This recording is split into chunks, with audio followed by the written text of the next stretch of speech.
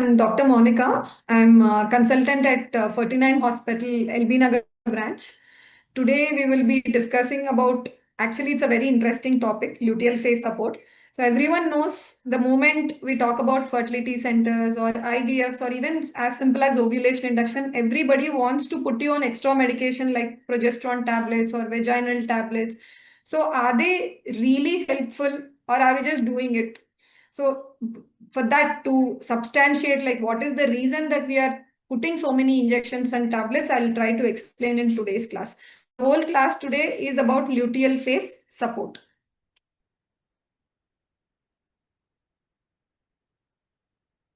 The menstrual phase, as we know, is a follicular phase. Then we have the time of ovulation followed by the luteal phase. If we have to describe what is a luteal phase, it is the period extending from the time of ovulation till either the establishment of a pregnancy or the resumption of your menstrual cycle. The whole cycle, the formation of endometrium or the decidualization of endometrium under the influence of progesterone, everything is happening only for the ultimate aim so that we are able to achieve a pregnancy. Just one moment.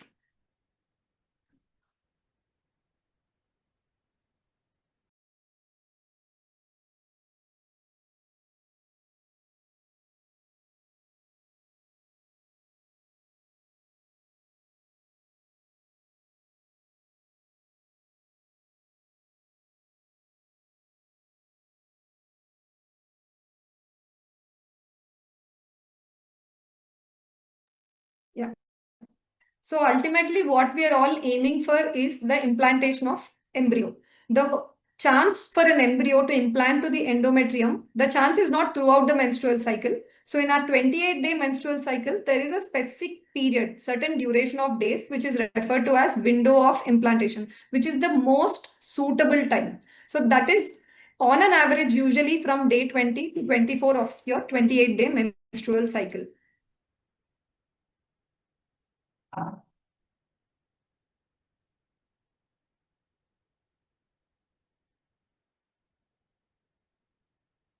So in an endometrial cycle, first we have proliferative phase.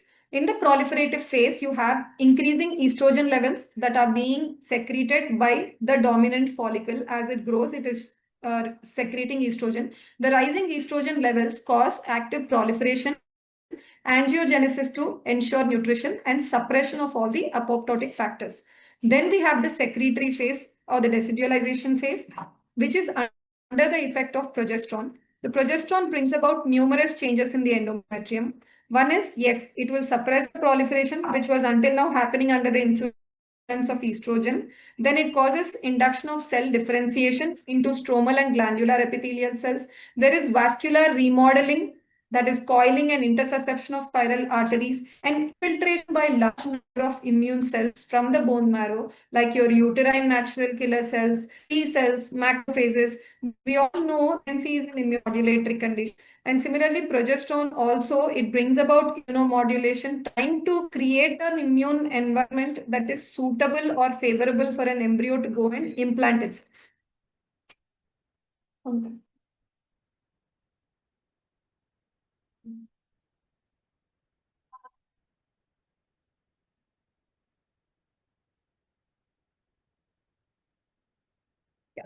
Now, during this proliferative phase and secretory phase, under the influence of these hormones, there are upregulation and downregulation of specific growth factors. We will not be going into detail about all of this.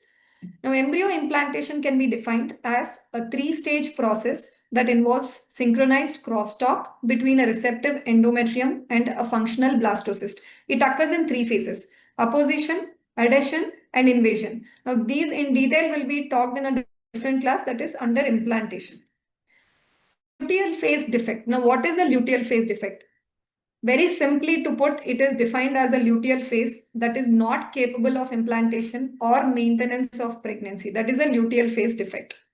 In a natural cycle, the luteal phase normal length is around 14 to 16 days, which is post-ovulation. So after ovulation, what happens?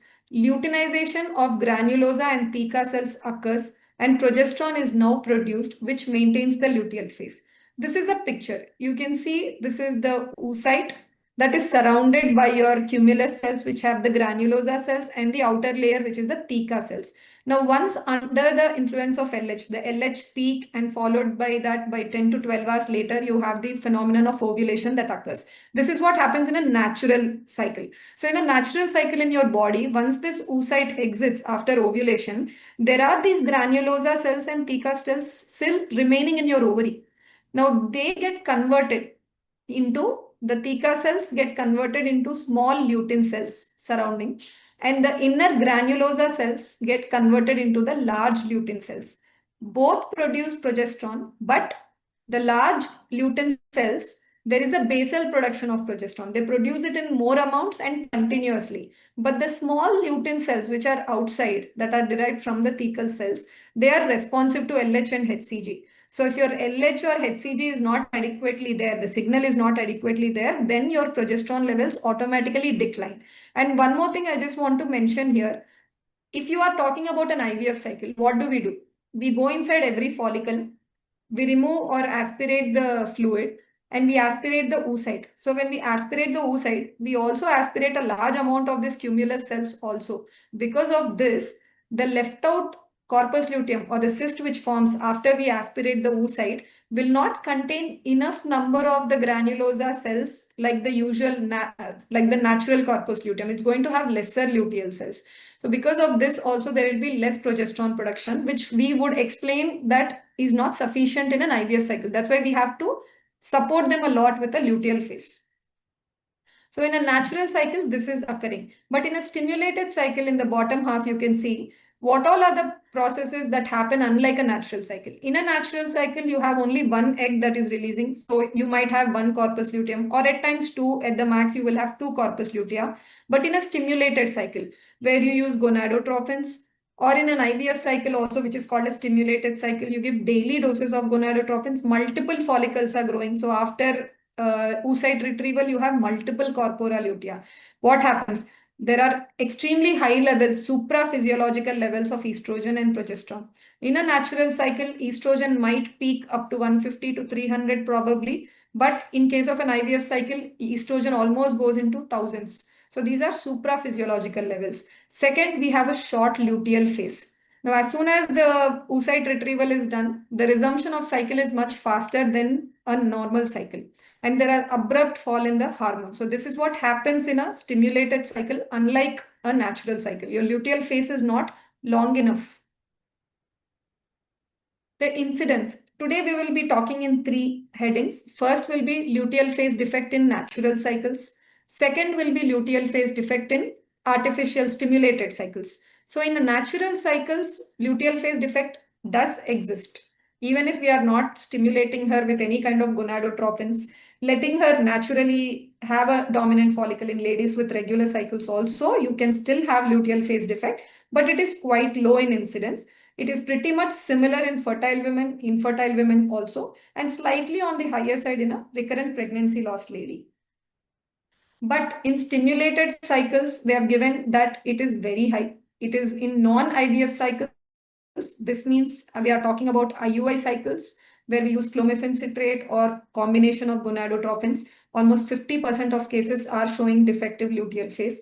And in stimulated IVF cycles, whether you do a long agonist protocol, earlier you had the previous class was about IVF protocol. So whether you do a long agonist protocol or if you do an antag protocol, whatever it is, we are noticing luteal phase deficiency in almost all the cycles.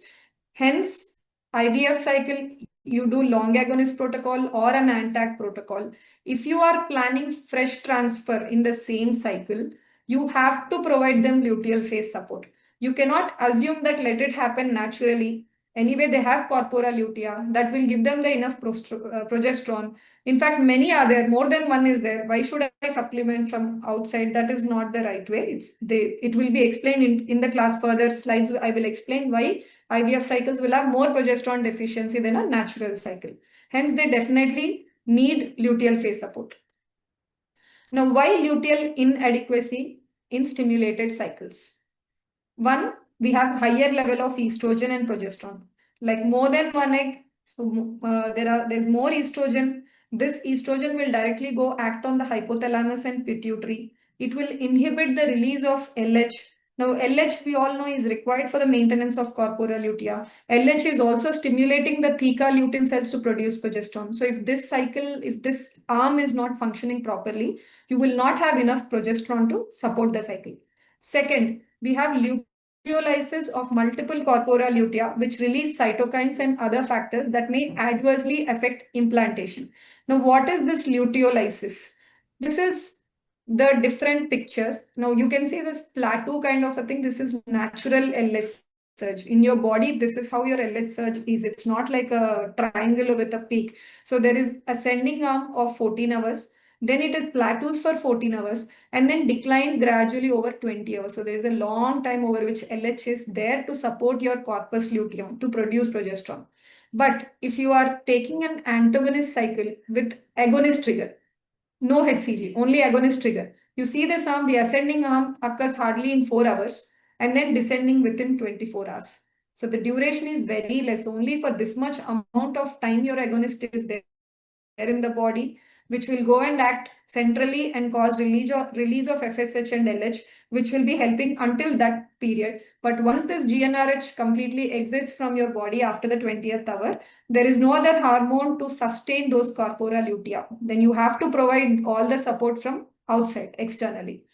But then if you give HCG trigger like agonist protocol, you are giving HCG trigger, then very good. It has a longer half-life. Definitely it will prove to be better than the agonist trigger. But still, even in HCG trigger agonist cycles also, you do have to give luteal phase support, because apart from this, what else is the issues? Major two issues. First one, along with the egg, you have removed majority of granulosa cells. So there might not be enough cells to produce progesterone in the first place. Second, not one, there are 10 to 12 or even 20, 30 corpus lutea present there, which all are not going to be sustained. In fact, they all will produce so much of hormone, which is at supraphysiological level, that will go cause negative feedback at the center. It not let it release adequate LH. Now, luteal phase defect in stimulated non-IVF cycles. Non-IVF meaning IUI or ovulation induction. You mostly use clomiphene citrate or letrozole. Nowadays, we are only using letrozole because clomiphene citrate is having anti-estrogenic effect on endometrium and also has higher risk of multiple pregnancy. And that's for these reasons, with no additional increase in live birth rate. That's why we don't prefer anyway clomiphene citrate. But they say if you are using clomiphene citrate, it's the luteal phase support is more necessary than when you are using letrozole. So pure letrozole ovulation induction or IUI, you might not have to necessarily give luteal phase support. But if you are using gonadotrophins add-on, then yes, you have to give luteal phase support. Now in stimulated cycle like IVF cycles, what I have already described this is in one more point. They say peri and post ovulatory period endometrial advancement. If you go into IVF cycles, when you start practicing and you do also, what happens is last day of stimulation, just prior to going for the pickup, you repeat your hormones, estrogen, LH, and progesterone. So when you do that, many of the cycles, especially in cases of PCOD, you notice that progesterone is higher. It will be more than 1.2, more than 1.5. So it has gone already. You have not given any progesterone from outside. You are not noticing any ovulation signs on the scan, but still your progesterone will begin to rise because there are so many follicles developing. Now this endometrial advancement also can cause a problem, and there can be a dyssynchrony. So this glandular and stromal dyssynchrony will be there. That's why we have to check your progesterone levels before you plan a fresh transfer. Only on the trigger day, if your progesterone is less than 1.2, you plan a fresh transfer. Else it is always advisable that you freeze the embryos and then plan a frozen transfer. Now, all these, whatever I'm talking is when you do fresh transfers. I'm not talking about frozen transfer yet.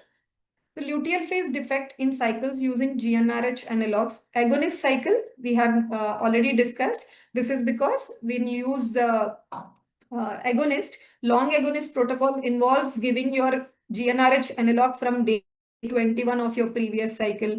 So over a long time, already there is a down regulation that you notice at the central level, that is at the brain. So that's why there is no enough LH secretion to support corpus luteum. That is the explanation why there is luteal phase defect in long agonist cycle. But in antac cycles, mainly it is because of the agonist trigger that is used that you are using. So agonist trigger, the half-life is very small. So it will cause premature luteolysis and there is reduction in luteal phase length. Hence, we require the luteal phase support. In IUI cycles, I will not reiterate, it's the same thing. They say IUI with gonadotropins provide support. In IVF cycle, I have already discussed, we remove granulosa cells. So that will interfere with the production of progesterone. And also very high estrogen and low progesterone. The E2 progesterone ratio is disturbed in IVF cycles. Hence, the uterus is very prone to contractions. It is very irritable and that might lead to lower implantation rates when we perform a fresh embryo transfer. These are the various reasons for luteal phase defect in IVF cycles. We have discussed all the points already. Trigger also we have discussed. I told you worst is when you use a GnRH agonist trigger alone. Second will be when you use a recombinant LH kind of a trigger. Least luteal phase defect, but you still have it, but least luteal phase defect is when you use a HCG trigger because HCG stays in your body for longer time. This is about fresh transfers till now. Now we'll go to frozen embryo transfer. So till now, if I have to reiterate, do we need support in ovulation induction cycles? We require it when you have multiple follicle development. That is when you use gonadotropins. Second, in IUI, yes, in IUI also luteal phase support is justified. That is when you use gonadotropins, not just letrozole. Clomiphene we are anyway not using. Then third is all fresh transfers. You do long agonist or antagonist with agonist trigger, you have to give luteal phase support. Now we are coming to frozen embryo transfers. In frozen embryo transfer, if you are doing a natural cycle, they have done studies. So what they have noticed is there is not much difference. You give it or you do not give the luteal phase support. They say it is okay because in a natural cycle, you have a follicle that has ruptured. There is a remnant corpus luteum which is going to support the embryo after transfer. So they say they did not find much difference in a natural cycle FET. Now, in stimulated cycles, so in artificial cycle FET, hormone replacement therapy, you do not have a follicle, you do not have a corpus luteum, then we do have to go and give support. Now, till now, whatever I have talked about, like you give support, you don't give support. So this support, what is this support? Everyone must be well versed with progesterone. But there are other things also which can help in the latter half as luteal phase support, which is HCG injections, then estradiol valerate, then GnRH agonist, and last something called modified luteal phase support. Particularly we use in ANTAC cycles where the agonist trigger was given. More often you notice this in PCOD patients. I will come to that towards the end. So first we'll talk about progesterone as a support. So progesterone is very widely being used. Everyone is giving, even obstetricians continue it even after we send the patients also. So progesterone has multiple benefits. It supports endometrial development. It makes sure that the uterus is very quiescent, not many contractions are there. It prevents alloimmunity. We know fetus is like, it is like, let's say you are taking a transplant from another sibling of the same species. When you have autoimmunity, then you have alloimmunity. So autoimmunity is your own thing. PRP injections, you take your blood, make the PRP, inject it into your own body. It is okay. Your body is not going to reject it. But alloimmunity is from the same species. Now, fetus, why is your body not rejecting a fetus, even though it has different genes? Because fetus is something like a semi-allogen. Half of the genes, you know it because it's coming from your egg, but half of it is coming from the male partner, which is foreign to the mother. But still your uterus is so beautifully designed that it will not reject it. It is going to create an environment so that it is going to accept the fetus and in fact nourish it also. Not reject it alone, it will help it attach and also it will nourish the fetus to term. So progesterone has luteal support. There are different routes that you can provide. Very popular vaginal route.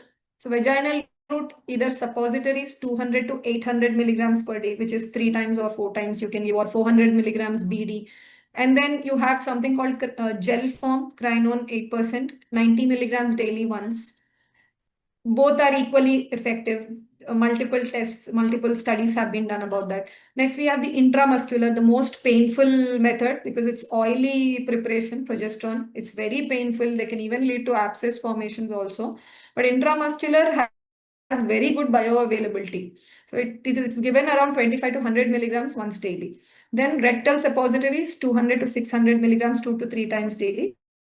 Oral tablets, 200 to 800 milligrams 3 to 4 times daily. This is the dydrogesterone that we use. So most popular are oral and vaginal and intramuscular. Rectal is often not used.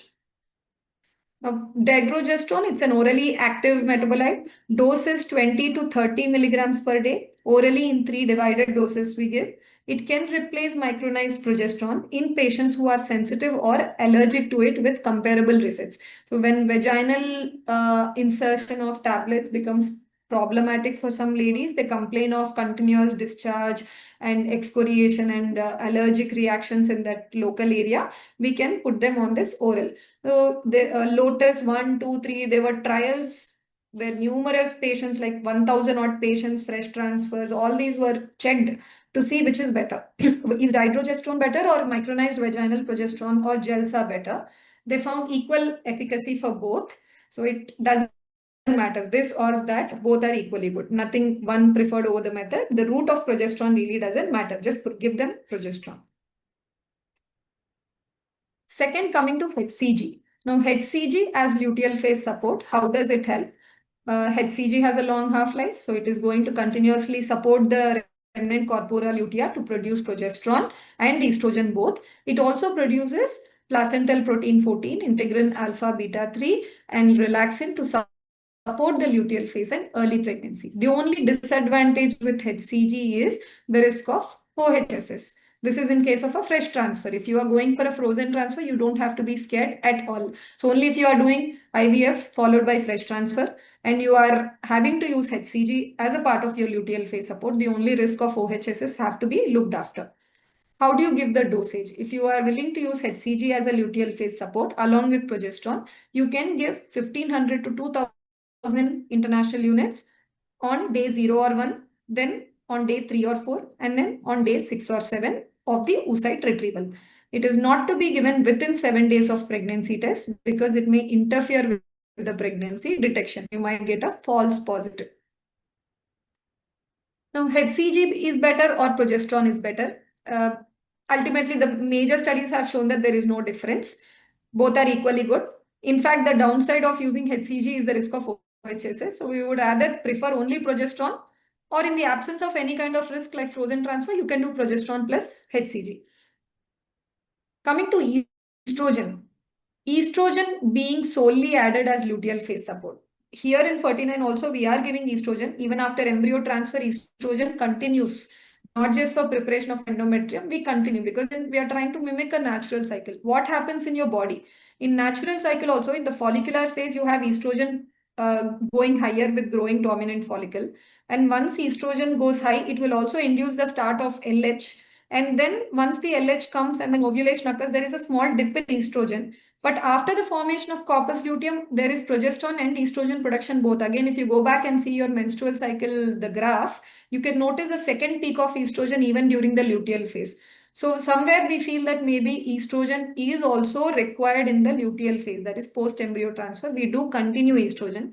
There were studies whether addition of this estrogen is bringing about any extra benefit. It is not. So they say addition of estrogen in the luteal phase is optional. If you want to, yes, you can do it. But if you do not also, it is all right. That's what they say. So if you have to use estrogen, now these are all about the different studies that showed few say better, few say no difference, but ultimately they say no difference. Coming to GnRH agonist. Trigger, you have given GnRH agonist, but again, how is this going to support in the following phase? They say when you give a GnRH agonist, it will again go act on the hypothalamus and pituitary. It will stimulate production of more LH, so which will support the phase. And also there are GnRH receptors on the endometrium, which are directly acted upon by this. And also they say may act on the embryo with doubtful adverse effects. The dosage given is, it is given 1 milligram per day for 2 to 3 days from day 5 or 6 following the oocyte retrieval in case of a fresh embryo transfer. So they said adding GnRH agonist to progesterone did show improved outcomes. Now this is main. I said the worst situation is when you use an antag cycle for IVF with an agonist trigger. That is the place where you will have a profound luteal phase defect. So this is the place where you need aggressive luteal phase support if you are planning fresh transfer in such scenario. So what can you choose to do? One, you can give a bolus of HCG, 1500 international units, 35 hours after the GnRH agonist trigger. Or you could do 3 doses of 500 international units of HCG post agonist triggering on day 1, 4, and 7 post OPU. Third, you can also use recombinant LH 300 international units alternate day per 6 doses after OPU. And last will be an intensive progesterone and estradiol also being given every day along with your HCG addition. Now, timing of luteal phase support. Today, we have done the oocyte retrieval for one lady. We want to plan fresh transfer with, let us say, day 5 embryo. That is 5 days later, I want to plan if a blastocyst forms, I want to transfer in this cycle itself. When should I start my luteal phase support? Should I start one day before oocyte retrieval? Should I start on the day right after ovum pickup? Should I start one day later or should I start 2 days later? In the past, many studies showed that almost for 1 week after ovum pickup, somehow there is good amount of progesterone in the body and we really don't have to support it from outside. That's what they said. But later on, with passing time, there were studies about how early to start. Somebody started on day 3, somebody started on day 6 after oocyte retrieval, and they tried to compare pregnancy rate. And they clearly saw that when they started progesterone early rather than late, the outcomes were better. At least they say within 1 or 2 days of oocyte retrieval, it is always better to start your progesterone. What we do here is on the day of oocyte retrieval, if we are planning fresh transfer, that day is considered as 0. So that day itself we start progesterone, and after 5 days of progesterone, by the 6th day, if we have a blastocyst, we can perform the transfer. Now, until when we have to continue this progesterone? Now, we have discussed about ovulation induction cycles, IUI cycles, IVF cycles, fresh transfer, and also frozen transfer. Now, till we have done the embryo transfer, after embryo transfer also we are continuing luteal phase support. Now, till when? If it is negative, yes, well and good, we'll stop all the support and she'll get her period. But what if it is positive? Now, until when we have to continue it? So they say at least till positive test you continue. This everybody agrees. But few now start debating that some studies say you stop when you get positive. After that, you don't have to continue. But right now, consensus, most of us believe and practice is continue it till your luteoplacental shift occurs. That is, until your placenta completely takes over the steroidogenesis function, which is around 7 to 11 weeks. The transition, no one can tell exact point. But if you have to be sure, at least continue till 8 weeks. Maybe by then the placenta would have majorly taken over the function of protecting or maintaining pregnancy rather than putting it on the corpus luteum. So at least till 8 weeks, your luteal phase support should continue. So Cochrane review in 2015 has stated certain points from all the meta-analysis that it gathered in all the studies. So one, it said is HCG or progesterone. It is associated with higher live birth rates than placebo or no treatment. Yeah, no, definitely they are better than rather than not giving them. Second, addition of GnRH agonist to progesterone appears to improve outcome. Yes, HCG may increase the risk of OHSS. Neither the addition of estrogens or the route of progesterone, that is, you give vaginal, oral, whatever, it doesn't appear to be associated with improvement in outcomes. So addition of estrogen is optionable. If you want, you can, else not required. Route of progesterone also is up to you. You can go for the oral route or the vaginal route, up to you. It's not very much different in terms of outcomes. This is luteal phase support, what we have discussed. So one is progesterone, a small overview. We have the oral, vaginal or rectal, then IM and subcutaneous also. Then we have HCG, then GnRH agonist, then estrogen, which can be either given oral or transdermal. So all the luteal phase support is in one place here. This is in, I've explained antac cycles with agonist trigger. We have to go for aggressive luteal phase support where you give HCG or recombinant LH or if nothing is working out, you don't want to do transfer, best is to freeze all the embryos and transfer in a subsequent hormone replacement therapy cycles. This is what we do 99% of the times today.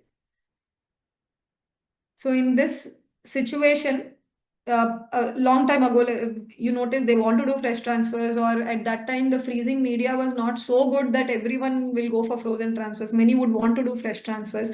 But in this case, where your luteal phase defect is maximum or insufficiency is maximum, that is antac cycle with agonist trigger, they formulated two approaches. One is the American approach and the other one is European approach.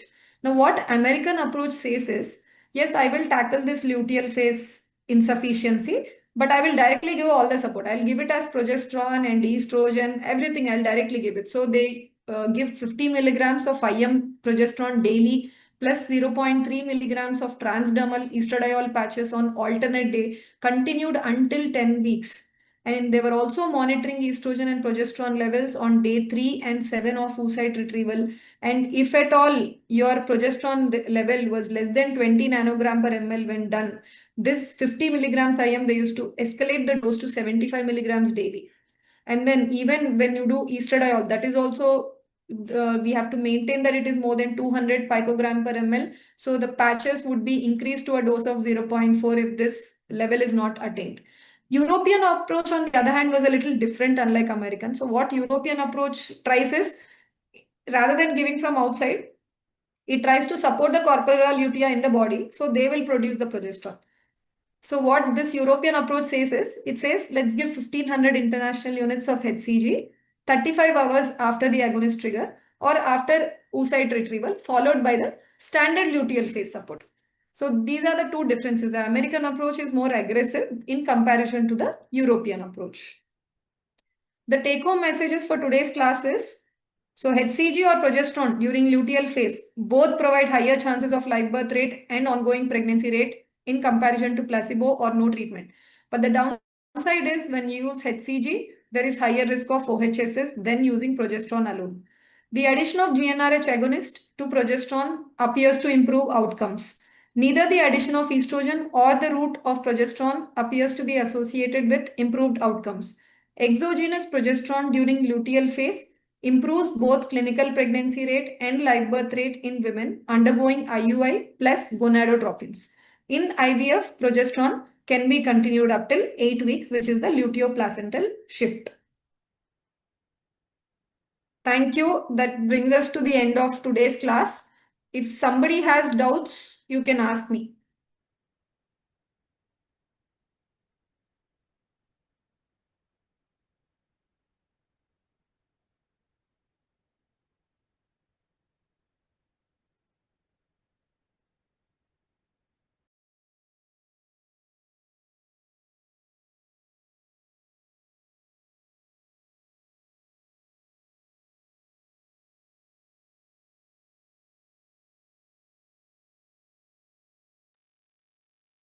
Hello, good evening, ma'am. Hello. Good evening. Good evening, ma'am. Am I audible? Yes, ma'am. This is Dr. Mulata from Nirmal. Ma'am is not audible. Shruti madam is not there, ma'am. వాళ్ళది నాకు వినిపించట్లేదండి. Yeah, your voice is audible, ma'am. Hello? I Hello. can hear her on the phone అండి. మీ phone లో నాకు వినపడుతుంది. Yeah, I can hear you, ma'am. 1 second. I can hear it. Yeah. Yeah. Sorry అండి. ఎవరు మాట్లాడేది? Doctor? This is Dr. Sumalata from Nirmal, ma'am. చెప్పండి. Ma'am, this is about progesterone support after the what we are giving.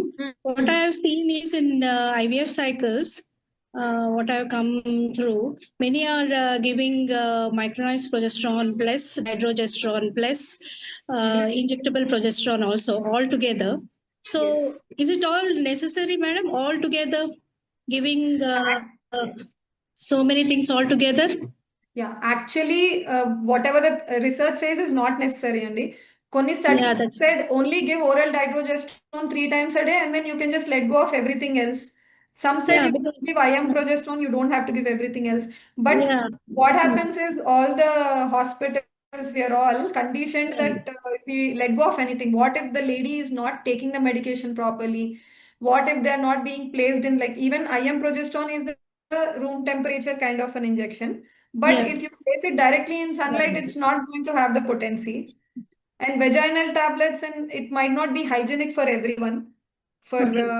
the most of the ladies. So what we try to do, and we are not following the progesterone levels. Many centers, we are not monitoring if the progesterone is reaching those desired levels at all.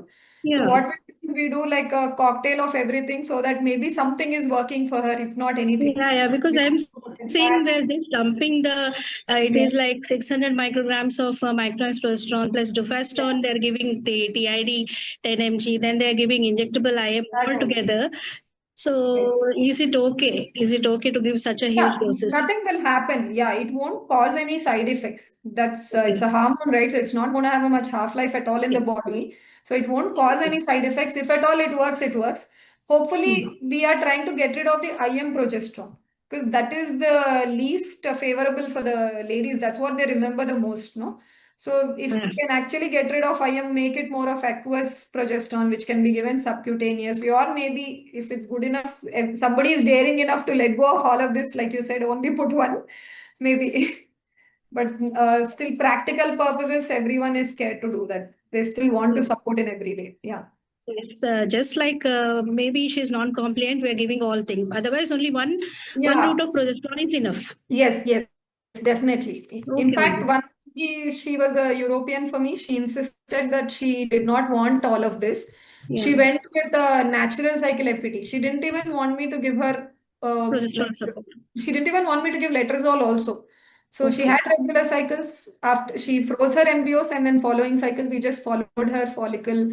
When it ruptured, we did the transfer, and then we didn't give her any kind of luteal phase support. It was twins, but I think one stopped at around 10 weeks. One continued. She delivered also. So we don't know. That was just one case. I'm saying if we do that for many cases, what if there is miscarriage rate? Okay. Then they will blame it on inadequate luteal support. Okay, ma'am. Thank you. Thank you very much. Yeah, thank you.